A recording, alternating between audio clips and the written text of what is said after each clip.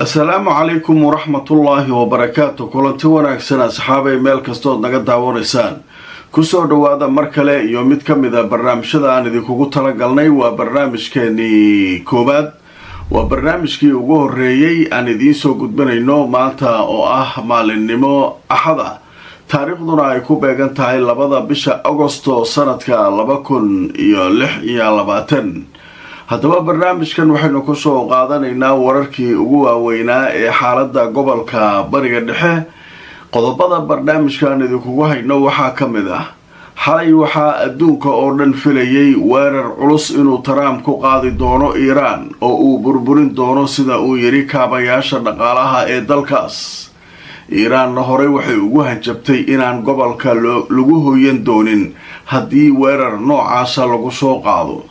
haddaba aroortii saakaysi lama filaan ah ayaa la sheegay haddana Trump inuu weerarkii uga laabtay madadaalada nabadda ee laga shaqaynayay dowladaha deriska la Iran ee gobolka ku yaala ayuu ogolaaday mise xogta ku saabsan warbixinta ay baahisay New York Post wargeyska la leeyahay ee Iran arrimo la yaab leh oo laga ogaaday awoodeeda haddaba wararkaas isdhex maraya iyo xaalka guud sida uu yahay ayaynu saakay barnaamijkeena ku faahfaahin doonaa inta aan ku jirnana wixii warara ee soo kordha waan idinla socodsiin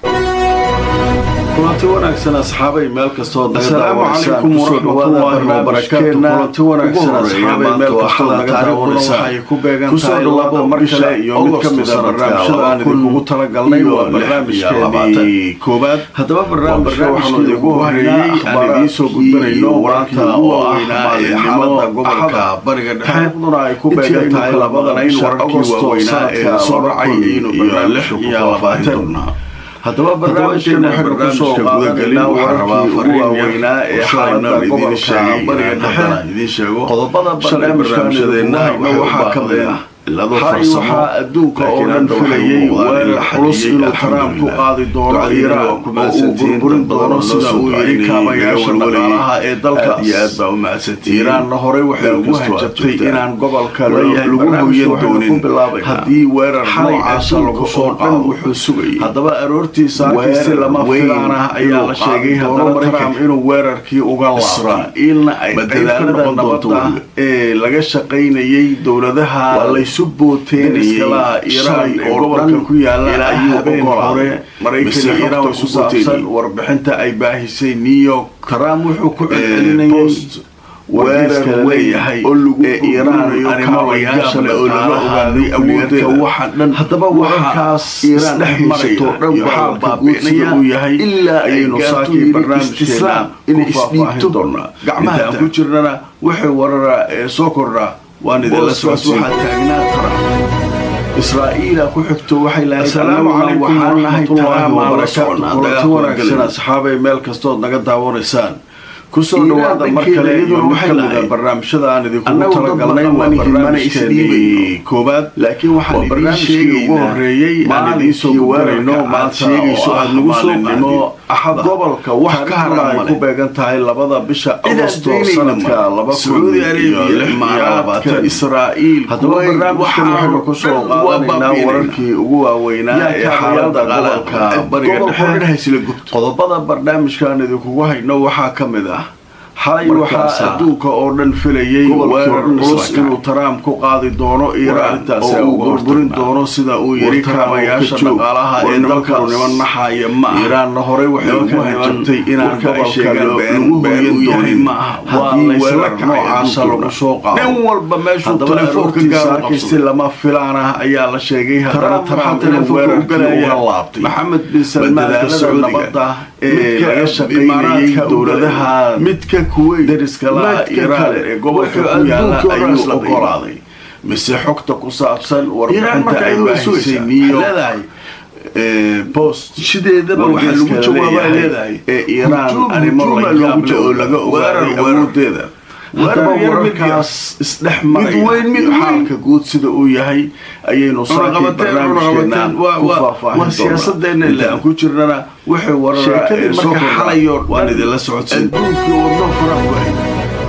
ساكي أرورتي السلام عليكم ورحمة الله وبركاته ورحمة أصحابي ميل كستو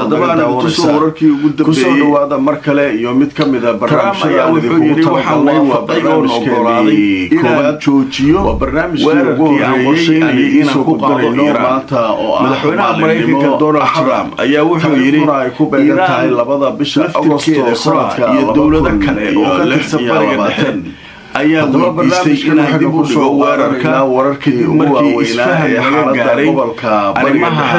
heshiiska in la sii wado oo la heshiiyo waxaa ka mid ah haddaba waxaa lagu heshiiyey kuraha oo dhan filayay aan joojiyo inuu Iiraan ay markaas dhibaatada ka dayso marinbiyoodka uu yiri kaabayaasha dhaqaalaha ee dalka arrinta nuclear-ka Iiraan horey meesha ka saartay inaan gobolka lagu hooyan doonin haddii weerar noocaas lagu soo qaado إيران لفتكيسا نرحل لما فلana ayaa la sheegay haddana Trump inuu weerarkii uga laabtay madadaalada weerar waa ku weeraray laga shaqeeyay dowladaha deegaan anagana gobolka Iiraan iyo meelaha danaha ku yaala ayuu ogolaaday marka xogtan markuu leeyahay warbixinta ay baahisay arrinta waa jooji wargeyska la leeyahay Iiraan arrimo la yaab leh oo laga ogaaday awoodeeda haddaba wararkaas maraakiibta maraysa hormus iyo xaalka nuclear-ka yahay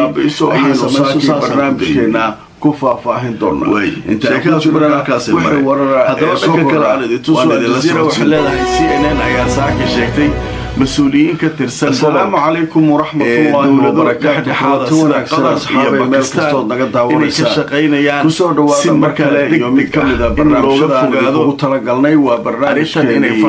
كوباد وبرنامج كوباد أنا دي سو قدامنا كان وحنا توصل لحظة نور وكجرو تاريخنا على السجاب بقرطو يدا السعودية عربية هذا بقى وحشو كلا تلفوك سكور استي madaxda gobolka oo dhamaantood ka wada hadlayay sidii looga hortagi lahaa qatarta weyn ee gobolka ku soo socda marka waxa ka baxay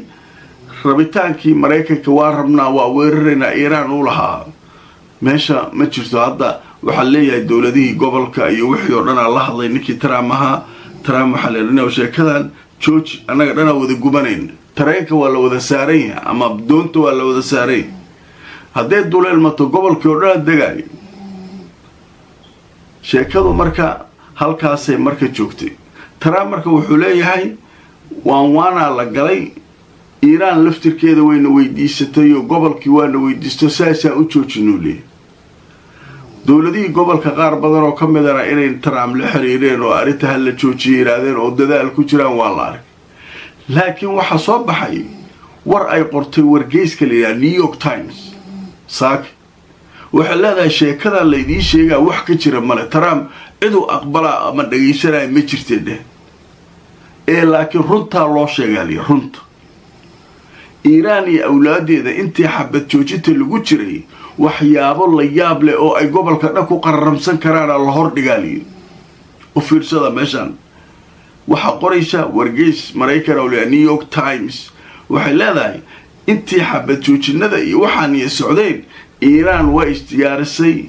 awlaadeedii mid walba meesha uu joogay hub qatar ugu geysay khidad waxa la diyaariyay sida hal mar gobolka oo dhan lagu qarramsanayo Mareykanka haray male haddii sheekada Mareykanka ku weyneeyo baasho dhan waa isla qarxaysaa marka ninka Trump la leeyahay dhageysi uu dhageystay ka Sacuudiga iyo waxaan ma ahane Mareykanka way hordhigay waxay laba kala dooreen ciidamada Mareykanka gobolkan oo dhan iyo waxa naga joogo la qarramsado iyo Iiraan oo la qarramsado iyo waxa kan kala dooro ninkii marka sheekadu halkaas ay kaga xumaatay leedahay waxa qoraya waa wargeysadii Mareykanka iyaguna waxay leeyihiin warka la idin sheegay wax ka jira male haddaba marka aad tuso Aljazeera waxay leedahay New York Times ayaa daboolka ka qaaday oo sheegtay qorshaha Iiraan ee ay markaa ku ballaarisay awoodeeda dagaalka